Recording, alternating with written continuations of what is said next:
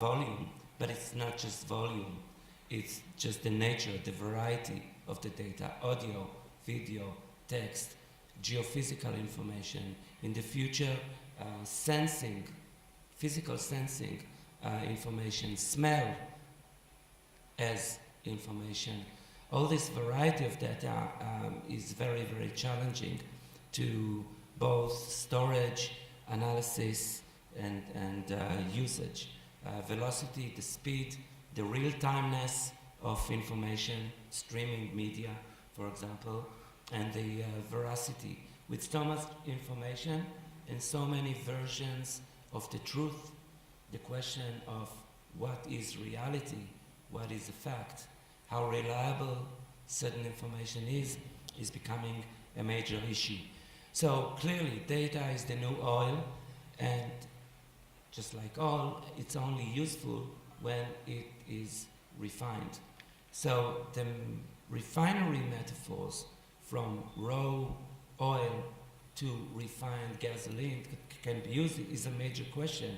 And the question is really, what is the best way to refine data, and what is the best way to use this data in terms of ROI? And the simple question, and this is where archaeology and anthropology come in to my help when I'm saying that I'm a data scientist today, we are using the past to predict the future.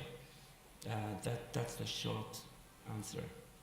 And it's something that can differentiate what you're doing from everybody else. Because predictive analytics is this forward-looking view so that I can tweak the future, if you will. Instead of the future being what it's going to be, I'm going to make it a better state. Within hospitals, you see predictive analytics used in a number of different ways to predict what's going to work for the patient. We have a number of schools who are using predictive analytics to help students succeed. Within the retail sector, we have predictive customer intelligence.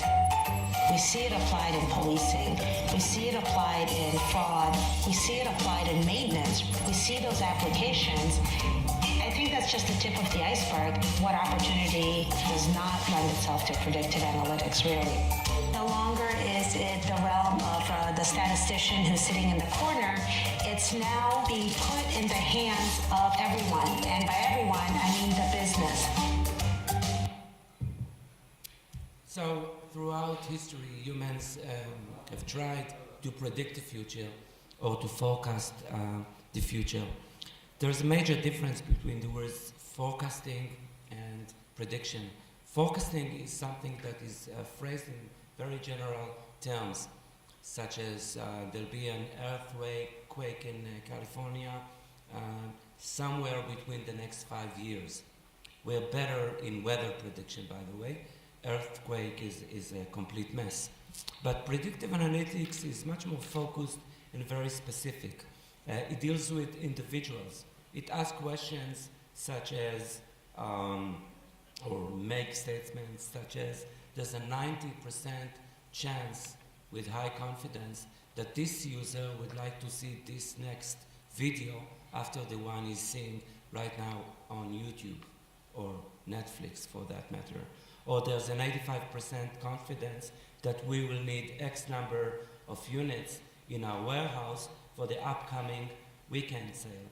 Or there's 75% confidence that this combination of drugs will be useful for this very specific patient, and so on. And the main point about predictive analytics is that small prediction goes a long way. In business, you rarely win with a knockout. You usually score better in a process. And this scoring is a major issue. So if you can improve your business decision in 5, 10, 12, 13, 35% on a weekly basis or on a monthly basis, it shows on the bottom line. And that's the main idea of predictive analytics. So basically, we are moving, if you look at this, we are moving from data to information, to knowledge, to wisdom. And the more we do so, the degree of intelligence is increasing and so is the degree of the complexity. We used to do descriptive understanding of the past. We ask questions about why, where things happen, how things happen, business analysis or BI systems. Now, when we're dealing with predictive analytics, we ask questions about trends, about where this trend is going to take me, how the future is going to change, and even prescriptive question, not just predictive, but prescriptive questions related to how can I change reality so that it works for me. And this is optimization problem, and this is probably the next level. I find analogies between predictive analytics and my own country, if you ask me. This is a famous poster describing the Israeli mentality, and maybe encapsulates the Israeli culture and history. It states that our future is where our past is. And obviously it has many connotations and meanings, but I think predictive analytics in a way is very much like it. So we can skip the formal definition. You get the impression and the sense of what it is that we're trying to do. Take past data, define or understand patterns and trends, and use it to predict the future. The big breakthrough came since the 1950s, but mostly the 80s, late 90s, and mostly in the past 10 years or so, when artificial intelligence, AI technologies were introduced. The history of AI in itself is really fascinating and complicated and complex, but the ideas behind it are quite simple. Machine learning, we're trying to use statistics and Bayesian rules and even 19th century mathematics, and to apply it to computing in order to do this understanding of data and deciphering of trends and clusters. Deep learning, the new kid on the block, which is part of neural networks, is basically trying to imitate human thinking and the way the synapses work in our brain in an iterative process of studying. But let me show you a 1 minute, 2 minute animation that captured the essence of machine learning, and it will demonstrate to you how we can use past data to understand the present and the future based on machines. Better at tasks through experience is part of being human. When we're born, we know almost nothing and can do almost nothing for ourselves. But soon, we're learning and becoming more capable every day. But did you know that computers can do the same? Machine learning brings together statistics and computer science to enable computers to learn how to do a given task without being programmed to do so. Just as your brain uses experience to improve at a task, so can computers. Say you need a computer that can tell the difference between a picture of a dog and a picture of a cat. You could begin by feeding it images and telling it, this one's a dog, that one's a cat.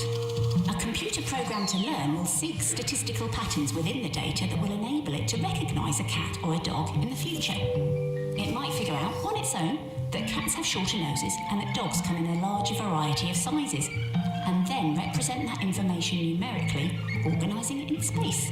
But, crucially, it's the computer, not the programmer, that identifies those patterns and establishes the algorithm by which future data will be sorted. One example of a simple yet highly effective algorithm is to find the optimal line separating cats from dogs. When the computer sees a new picture, it checks which side of the line it falls on and then says either cat or dog. But of course there can be mistakes. The more data the computer receives, the more finely tuned its algorithm becomes, and the more accurate it can be in its predictions. Machine learning is already widely applied. It's the technology behind facial recognition, text and speech recognition, spam filters on your inbox, online shopping or viewing recommendations, credit card fraud detection, and so much more. At the University of Oxford, machine learning researchers are combining statistics and computer science to build algorithms that can solve more complex problems more efficiently, using less computing power. From medical diagnoses to social media, the potential of machine learning to transform our world is truly mind-blowing. So the actual process done by data scientists and people who work with predictive analytics is quite simple. It's logical. First of all, gathering data. So even if you don't understand anything about machine learning and predictive analytics, whatever it is that you do, wherever it is that you do, collect as much data as possible. It will be useful, I assure you that. It's just a question of time and the right data scientist that will work with you. Then there's the issue of cleaning the data. Actually, this phase takes about 80% of the data analytics process. It's the most complicated phase, although there are new technologies that can help with that. You saw something about training computers to identify dogs and cats, and then you test those models to see if the computer does it well. It's not dogs and cats, but it's business problems, and then you apply it and improve it.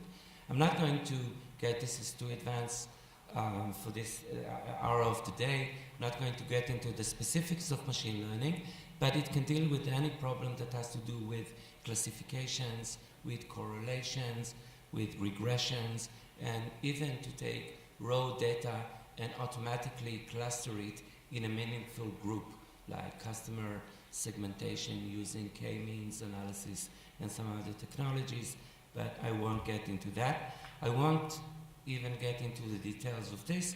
This is just to show you how big this industry is. It has some core technologies related specifically to analytics and machine learning, but there are verticals that work there. Everything from sales to HR, recruitment is some of the things that I deal with. And then there are industries. There are vertical applications to specific industries, by the way, including to, to hotel and travel industry. And finally, the interesting stuff, machine learning that is trying to understand emotions and personality psychology. This is where I'm in. My company is trying to understand and to figure out personality traits, psychological personality traits of users based on their social media activities. So basically the application of these technologies are everywhere: insurance, pharmaceuticals, banking, oil and gas, marketing, retail, financial services, telecommunications, healthcare, and as I said, the travel industries. There are many examples here. I can share some of the slides with you. It's just too late, so I don't want to get into details, but it's basically predictive analytics is everywhere. When it comes to ROI, as always with new technological trends, some of the estimations to my taste are exaggerated. To talk about 1,200% ROI, it sounds fishy to me, but I'll content with 250% ROI per project. Here are some examples, and always remember, predictive analytics is about small victories. It's about winning in scoring, in points, rather